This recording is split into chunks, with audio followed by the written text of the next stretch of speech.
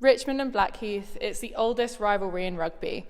When you reflect on that shared history, what makes this fixture so iconic, and what does it mean to each of you to be custodians of that legacy in 2025? Well, I mean, the history of the clubs is amazing. They're both set up actually as football clubs before the rules were actually completely put together. And then the club game between Richmond and Blackheath was the first game when they played the proper rugby rules. But we're both involved, I think, in the FA, set up before we entered the rugby, and the RFU and everything else. So it is an amazing history. That's right. So we were founded in 1858. A few years before us, as you'd like to tell us. Well, only a few years before you guys. And I think historically you guys played the Harrow game and we played the rugby game.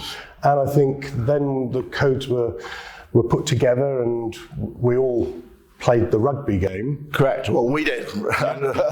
And in, what was it, 1871, I think, was it right, when we were founders of the RFU? The RFU was set up, I think, 1871, yeah. And our first game was 1864. Can you remember? I should know this, shouldn't I? Yeah, it's one of yours. Yes, it was Mr. Rutter.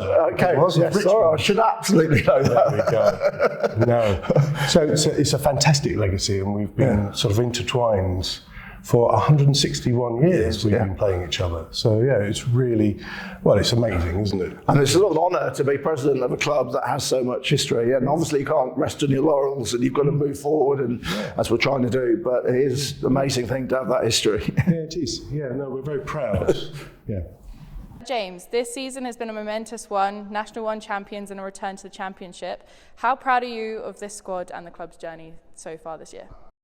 It's amazing, and I think the important thing about Richmond is that we've done it in the way that we wanted to do it. So we are basically an amateur club. We have 5 men's teams, 2 women's teams, minis, youth, and we play rugby properly. Yes, we don't just have a team, which is just the same as Blackheath. Yes. So that has been really good, and we are financially viable. We're not relying on any big benefactor or anything to do that. We are a financially sustainable club that plays for the whole of the community. We've even introduced walking rugby this year.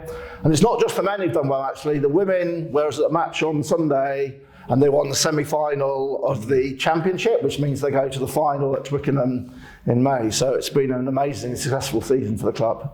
And Rory, from a Blackheath perspective, how have you viewed Richmond's rise, and what have been your reflections on your own club season in such a competitive league? Well, we've been watching very carefully Richmond, and they're fantastic, and congratulations on your promotion this season. No, we're all trying to learn. We're still, even though the game's we've been playing for 161 years, and we're still learning. And I think watching how you do it, and we're learning from that, I think where there's a sort of a collaboration. It's about being an amateur side, but doing it professionally, working within our means. So, no, it's been fantastic to see how you've done it, and I think that's the right way. It's a proper community club, and that's what we hope. Yep. But we are as well. Of course. That's why it's so fun playing in this division. So in terms of our season, we have found it tough. In fact, I think it's one of the most exciting leagues around, where on its day anybody can beat anybody. Isn't that true? How many times have you said that? I've said it every time you stand up and say, yeah. And it's always high scoring as well, so it's always exciting games. Yeah. And it's one of those things that I think with rugby, it's a challenge. We're basically volunteers at our club, and we have only a couple of employees. So it's having that sort of professional outlook on how to do things the correct way. And with our season, we've won quite a few, and we've lost some easy ones. You've beaten some good teams.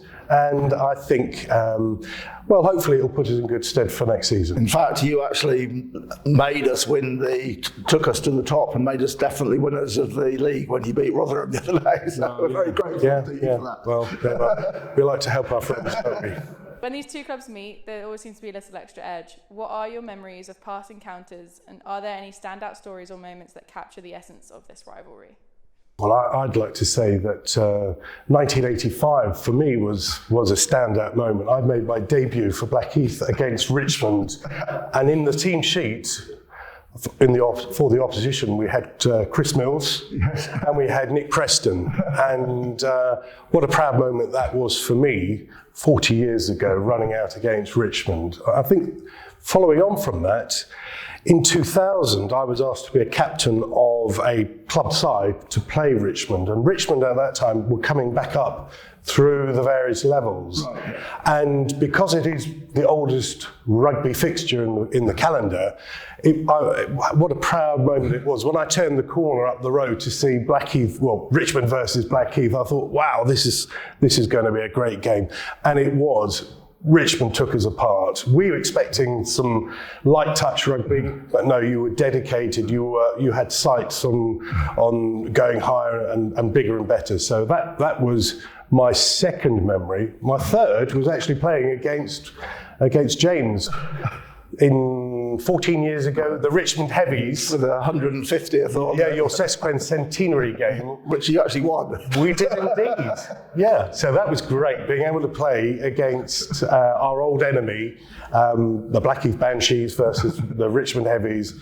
What a game that was. So those were three standout memories for me. I thoroughly enjoyed playing Richmond. So, well, you've taken one of mine anyway. So I had two other ones. So in the 90s, one of my first games against Blackheath was here, and I'd only just got in the team and we're playing, and Nicky Skinner was playing on the other side. And I go down in a rock, I'm just getting off on my knees, and he comes along and he just whacks me like that. My mum was watching, and she was nearly on the pitch trying to... I'm sure we were only trying to help you. You were probably doing something illegal, James. I don't know. And then I remember another game a few years later when we were actually struggling in the National Division 3, at that time the third league, and we came to you were near the top of it. It was the last game of the season, we had to win, and we put like 50 points on you. It was one of my favourite ever games of rugby. But you don't have to rub it in, yes. So finally, with a packed crowd expected and the sun hopefully shining, what would you say to anyone thinking about coming down to Richmond for this historic clash? Well, it's National Division 1 is amazing rugby. It's probably one of the best leagues to watch rugby, I would say. The ground here is fantastic. You can't see, but it's beautiful outside. The ground's in perfect condition. As you say, the sun will be shining. We've got entertainment laid on. It'll be an amazing game between two great teams and a really just fun day out. Yes, I'd echo that, James. I think if you want to see some traditional rugby played in good spirits, I think come to Richmond, to the RAG, is that right? The Richmond Athletic Ground. We like to say it's where club rugby started. That's what our strapline is. But I'm sure that. Did you know we played together in 1945? We played a season together. So they're our brothers. So come and watch some really good rugby and entertaining rugby, and have some fun. Thank you. Good luck to both on the weekend. Thank you. Well done. Thank you.